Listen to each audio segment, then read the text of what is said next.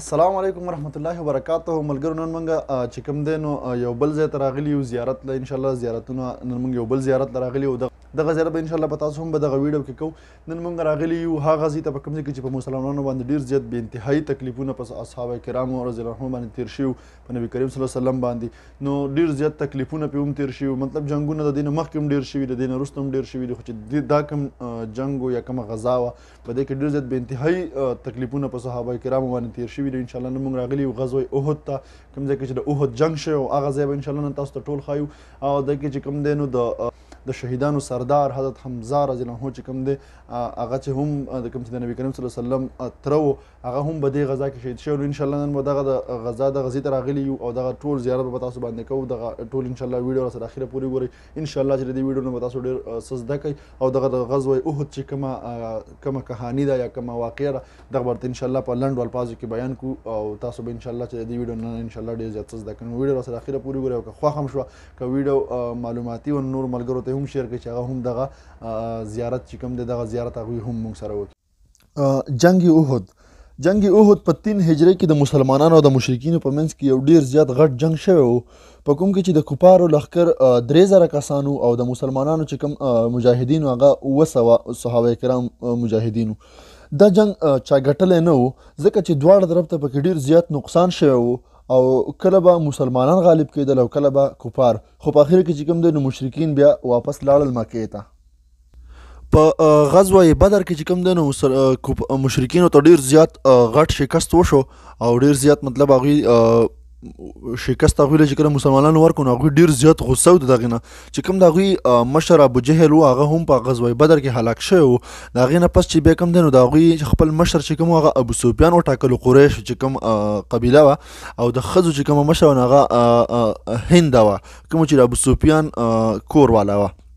په دغه ټیم کې ابو سفیان مسلمان نه او هند به چې کوم دی نو دغه هم د دغه چې کوم دی نو خاندان په دغه غزوه بدر کې ډېر زیات خلک هلاک شوي نو دغې به په خپل کور کې دغه محفلونه جوړول او خلکو ته به یې مشرکینو ته غیرت او د جوش چې کوم دغه شعرونه به یې ورته ویل او هغوی هغه غصه به یې راپاروله نو بیا ابو سفیان چې کوم دی نو هغه لکه هره ورځ به یې دغه کوشش څه طریقه باندې مسلمانانو باندې حمله وکړو چې مسلمانان ختم کړو دا خپل د غزوه بدر قار ته واخلو نو بیا داسې کار و چې ابو سفیان لاړ مدینې ته په مدینه کې یوه قبیله وه د یهودیانو د هغوی سره هلته یو 2-3 ورځې تېرې کړلې مدینې چې کوم حالات نو هغه معلوم کړل نو بیا داسې کار چې هلته واپس چې کوم دی نو مکې ته لاړ او مشرکین او یهودیان یې راټول کړل او تقریبا د جنګ دپاره یې تیاري شروع کړه کوم چې د کفارو چې کوم دی نو مشرکینو 3000 پوج او 200 آسونه 300 اوښان دا چې کوم دی نو دغه جنګ له برابر شو صحیح ده نو کله چې هغوی مدینې ته را روان شو دغه جنګ دپاره نو په دغه وخت کې د نبی کریم صلی الله علیه وسلم یو تره عباس ابن عبدالمطلب رضی الله عنه چې کوم دی نو د په مکه کې پاتې کېدو نو دغه غره طرف نه یو مطلب یو خبر راغلو نبی کریم صلی الله علیه وسلم چې د کفارو چې کوم دی مشرکین چې کوم دي دغه د جنګ دپاره تیار شوي دي او مکې طرف ته مدینې طرف ته در روان شوي دي نو په دې کې چې کوم دی نو بیا نبی کریم صلی الله علیه و آله وسلم چې کوم دی نو صحابه کرام چې کوم دی نو مسجد نبوي ته راټول کړل او دغه مشوره یې ورسره وکړله چې دغه شانتې کفار چې کوم دي یا مشرکین چې کوم دي دغه د جنګ دپاره را روان دي یهودیان او مشرکین د مکې نو څه طریقه کول غواړي نو څه صحابه کرامو دغه خبره وکړله چې نه موږ به مطلب په مدینه کې دننه جنګ کوو او څه ورته ویل چې نه مطلب د مدینې نه به بهر وځو او جنګ به کوو نو په دغه دننه چې کوم خلکو مشوره وکړله په دې کې عبدالله بن ابی هم کوم چې د ټولو نه غټ منافق تیر شوی دی نو هغه پکې دغه مشوره هم وکړه چې یاره دننه به په مدینه کې جنګ کوو بهر پسې نه ځو نو بیا چې کوم دی نو مشوره په دې باندې وشو چې نه بهر به پسې لاړ شو بهر به ورسره مقابله کوو د مکې نه بهر د مدینې نه بهر نو په دغه کې چې کوم دی نبي کریم صلی الله علیه وسلم سره 1000 صحابه کرام چې کوم دی دغه تیار کړل او روان شو صحیح ده نو د جنګ دپاره چې کله روان شو نو عبدالله بن ابی په لار کې یو دغه بهانه جوړه کړله چې یاره زما خبره تاسو ولې ونه منله ما درته ویل چې دننه مقابله کوو تاسو بهر روانې وئ او تاسو زما خبره ونه منله دغه بهانې او دغه خبرې شروع کړلې او په خپله هم واپس شو 300 چې کوم د هغه سره نور منافقینو هغه هم د ځان سره واپس کړل نو چې کوم دی نو چې د 1000 نه 300 کسان لرې لاړ شي نو تقریبا ووایه چې دغه د 1000 نه 200 صحابه کرام چې کوم دی د جنګ دپاره پاتې شو او جنګ له روان شول ښه تاسو ته چې کوم به د ویډیو کې چې کوم تاسو ته ښکاري دا چې کومه دا ډیرۍ ده نو دغه جبل روما چې کوم دی نو د دې غر چې کوم دی نو جبل روما نوم دی نبي کریم صلی الله علیه وسلم 50 کسان دغه جبل روما ته وخېژول او ډېر سخت مطلب ورته ووایي چې که مونږ جنګ وبېلو که مونږ وګټو که زمونږ د کومې غوښې چې دي که دا مرغان اوچتولي که نه هم تاسو به دغه ډیرۍ به نه پرېږدي ښکته به نه راځئ نو 50 کسان چې کوم دی نو عبدالله بن جبیر رضی الله عنه په مشرۍ کې دغه 50 کسان بره پرېښودل او نور کوزه په دغه کې نو په دغه کله چې مشرکین او مسلمانان یو بل ته آمن سامن شو نو د مشرکینو د طرف نه جنګ چې کوم دی شروع شو نو هغوی ودي که 9 کسان 8 دي که 9 کسان هغوی راولېږل نو چې کله هغوی دې خو راولېږل نو هغه ټول دې سره دغه مسلمانانو چې کوم دی نو مردار کړل هلاک کړل نو په دې کې چې کوم دی نو جنګ ګډ وډ شروع شو مطلب کفارو په مسلمانانو باندې اټیک وکړو مسلمانان په هغوی باندې ورغله او جنګ شروع شو تر دې چې هغوی نه ډېر زیات مړي وشو او دلته کې مسلمانانو طرف ته هم شهیدان شول ډېر کسان خو لکه مطلب کفارو ته ډېر زیات شکست وشو او هغوی په تیښته شو نو چې کله هغوی په تیښته شو نو صحابه کرامو په مال غنیمت په راټولولو باندې شروع وکړل او لکه مطلب په هغوی پسې بیا شاته منډې والې چې کوم سامانونه به د هغوی نه پاتې کېدل هغه به هم ترې اخیستل او نور به ورسره مطلب وجلم او کوم چې به مخکې وو هغه به مخکې فرا کولم مکې طرف ته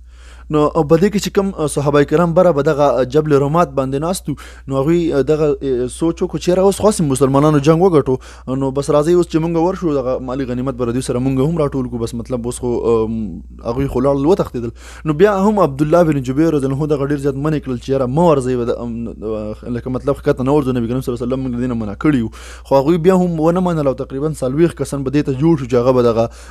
ډیرۍ پرېښوده ښکته راغلل په دې کې چې خالد بن ولید چې کوم دغه په دغه ټیم کې اسلام نو قبول کړی نو هغه ته چې کله دا پته ولګېده نو هغه د دې موقع نه ډېره زیاته ښه پیدا واخیستله او دغه ډیرۍ چې کوم دی به دغه ځای باندې داسې راتاو شو او په دغه ډیرۍ باندې چې کوم دی به دغې باندې راوښود نو هغه خو 10 کسان هغه خو بیا نه شو منې کولی هغه خو ډېر زیات نو چې کوم 10 کسان به دغه ځای کې ناست عبدالله بن جبیر رضی الله عنه دغه چې کوم صحابه کرامو دغه ټول په یو ځل باندې شهیدان کړل او د دغه ځای نه چې کوم دی نو د جنګ حالات چې کوم هغه الټه شو او مسلمانان چې کوم دی د کفارو په منځ کې راګیر شو هلته پې هغوی هم را واپس شو چې کومه دلته په هغه ټیم کې به د مسلمانانو سره هم جنډه وه او د کفارو سره به هم جنډه وه نو کومه جنډه چې د کفارو نه پرېوتې وه نو هغه یوې زنانه چې کوم د هغو سره یوه مشرکه ښځه وه هغې هغه جنډه واپس راواخیسته ویې دروله نو چې هغوی شاته وکتل چې یاره جنګ خو لا نه دی ختم شوی جنګ خو سټارټ دی لکه مونږ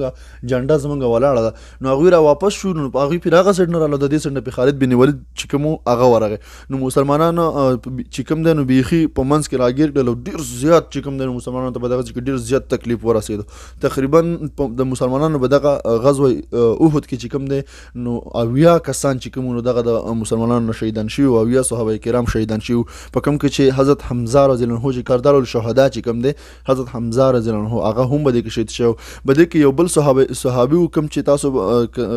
دغه نوم ډېر زیات اورېدلی حضرت حنظله رضی الله عنه چې کوم د واده په شپه باندې چې کوم لکه مطلب واده نن کړی او په دغه واده په شپه باندې خپل کمره پرېښوده او لاړ دغه غزا له ځان لاړ او په دغه غزا کې چې کوم دی نو شهید ډېر زیات خوښۍ به دې ټیم کې دا چې کوم دی د احد پهاړ غر دی چې کوم دغه جبل احد دی د دې په باره کې د نبي کریم صلی الله علیه وسلم ډېر زیات مطلب چې کله به داسې د ډېر څیز مثال چاله ورکوو نو هم د دې غر په دا غر به ورته په مثال کې ورکوو او د دې غر په باره کې نبي کریم صلی الله علیه وسلم فرمایلي دي چې لکه د دې غر چې کوم دی زموږ سمینه ده او زموږ د دې غر سمینه ده او لکه په ځینو ځینو کې مطلب داسې هم شته چې دا غر به چې کوم دی دا به په جنت کې هم وي د کوم دا چې کوم دی جبل احد دا به په جنت کې هم وي شو په دې جنګ کې دغه افواه هم خوره شوله چې یاره نبي کریم صلی الله علیه وسلم نعوذ بالله شهید شو په دې کې شهید شو نو په دغه کې چې کوم دی نو ډېر زیات صحابه کرام چې کوم هغوی دغه لکه ډېر زیات وجود او هغه دماغ او هغه کار پرېښود او هغه ځینې لاړل د کوم دی نو راوتښتېدل او څه لاړل د غرونو ته به راوختل او څه صحابه کرام داسې وو چې لکه هغوی دا اراده وکړله چې یاره چې نبي کریم صلی الله علیه وسلم په دنیا کې نشته نو موږ دې هم نه یو که نه نو بس هغوی هم به دغه نور هم غوسه شو دغه جنګ ته مطلب په دغه جنګ کې مصروف اوسېدل او څه صحابه کرام داسې وو چې هغه د نبي کریم صلی الله علیه وسلم د حفاظت یا چې کوم دغه نه غیر چاپېره حفاظت یې کوو په دغه کې مصروف وو نو چې کوم دی نو جنګ ډېر زیات دغه شو کوم چې مسلمانانو کوم صحابه کرام چې کوم بره غرونو ته وختل نو بیا بس هغه چې کوم د هغوی سره کوم سامانونه او کوم دغه نو هغه پسې دغه غرونو ته نه شو ختلی هغه کفار نو هغوی دغه ځای نه چې کوم دی نو واپس شو لاړ مکې ته او مسلمانان چې کوم دی دا په مدینه منوره کې پاتې شو او هغوی چې کوم دی نو د خپلې د هغوی ډېر زیات هغه غصه چې کوم وه په بدر کې نو هغې په دې طریقه باندې سړه کړله چې دغه زنانې چې کومې وي دغه هند او دغه نورې دغه رالی او د مسلمانانو چې کوم شهیدانو د دغې نه یې پوزې سپېږمې او مطلب غوږونه دغه به یې کټ کول او مطلب ډیر زیات ظلمونه د مسلمانانو چې کوم شهدا او دغه د وجودونو سره کړي. بیا چې کوم حضرت حمزه رضی الله عنه نو دغه هند دغه قسم کړو چې یاره مونږ به زه به د حمزه رضی الله عنه چې کوم دی نو د کلیجه به زه مطلب چې کوم اینه ده به کې دغه به زه خورمه، مطلب لکه به دغه باندې به زه غاښونه لګوم. نو هغې دغې له خپل یو د حمزه رضی الله عنه چې کوم دی نو دغه هند دغه پلار او ترونه او دغه چې کوم وجلي وو نو دغه خپل یو غلام داسې تیار کړی و حبشي، هغه بیا هم وروسته مسلمان شوی نو هغې چې کوم دی نو هغې په دغې له تیار کړی و چې که تا دغه حمزه رضی الله عنه چې کوم دی دا تا شهید کو او د ده نه تا دا ما د آینه راویستله نو انشاءالله زه به د هغې نه پس به زه دغه آینه چې تا ما له د دغې نه راویستله نو زه به تا د هغې نه پس پرېږدم او تا به زه آزاد کړم. نو دغه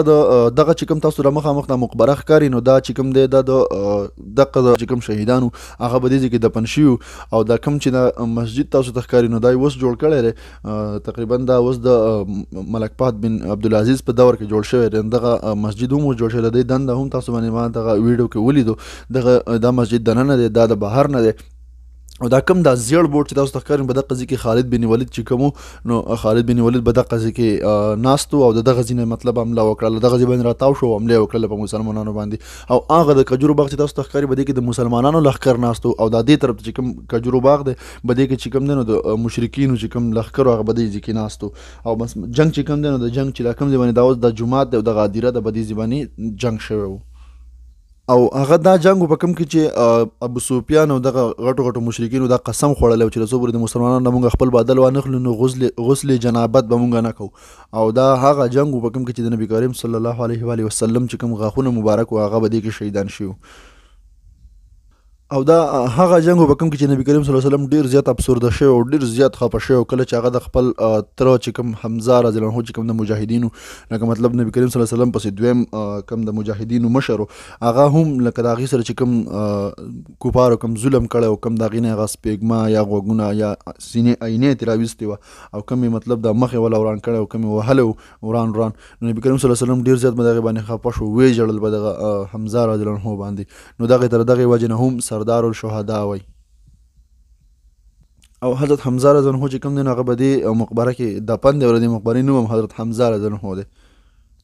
او دې ډیرې ته چې کوم دی نو هر کال دې ځای ته چې کوم دی نو په لکونو خلک راځي او د حج په ټیم کې خو بیا ډیر زیات رش وي او مطلب اوس هم که تاسو کتی شئ نو اوس د موسم لږ صحیح شوی دی نو د موسم د لږ صحیح کېدو په وجه باندې تاسو کتلی شئ چې په دې باندې څومره ډیر زیات رش دی. نه دا اوس د حج موسم دی نه روژه ده، لکه مطلب داسې د عام یو ټیم دی، صحیح ده.